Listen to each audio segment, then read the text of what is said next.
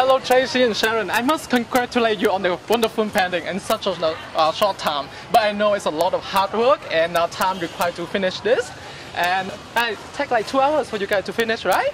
Yeah, I guess it's about 2 hours. So, and I'm sure the painting will inspire a lot of young artists in Vietnam that follow your passion and they really want to attempt to draw a 3D painting. So would you like to have any tip to share with them? Yes, absolutely. Well, first I'd like to say that you can create a very simple drawing with just squares, rectangles, and a ruler. So what we've done here is we've taken actually a rectangular shape of the pavement. You can just go in and select a section of the pavement, a square or rectangle, and establishing a viewpoint is the most important thing. So once you get your point established, this is where the camera is going to stand to see the illusion. And you have to remember also that 3D paintings are only seen through a camera lens.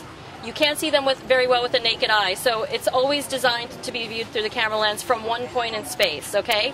And I usually set that point in space at somebody's eye level.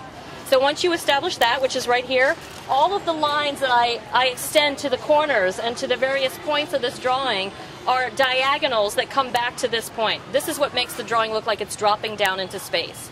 So remember that all of your lines that want to go down into the pavement have to converge back at this point where the viewer is going to stand. After that, all of your other lines that create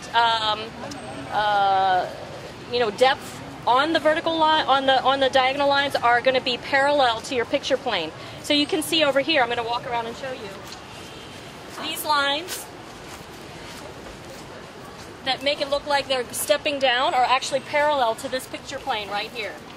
So I've taken a rectangle and I basically just stepped the rectangle in smaller amounts to create that stepped stone blocking look. And you can see all of the diagonal lines are going back to that point where the viewer is going to stand. I have my feet marks back there, see, footprint marks, so you can see where people's standing. They all converge to the key points on the painting. So, for example, the corners are very key points. If you want this drawing to look really deep, you're going to bring those diagonal lines all the way back to the corner and just continue it down. I know if you stand on this side of the painting, you can see it's very distorted.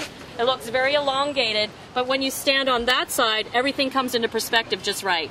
What happens is the camera foreshortens everything. So anything that's close to you is going to be drawn smaller because the camera will blow it up. Anything that's further away from you will be drawn larger because the camera shrinks it. So you have to kind of get your head around thinking the opposite of what you see. If you follow those simple rules, you'll have a really successful result. I started with the bridge right here at the top, and I drew that the way I imagined this bridge would look like from overhead. So when you're drawing a pool or something spatial like a bridge or a pathway, you have to think of what it looks like when you're drawing from above. So imagine that drawing, looking down on it, you draw that profile, and then all of your lines are taken back to that point, and that's how you get the 3D effect. Great, I know that's like a master class in 5 minutes. But thank you so much for wonderful tips, and it's amazing to have you in Vietnam. Thank you, We're thank looking you. forward to have you back in the short future. Come on, I would love that. Thank you so much. Yeah.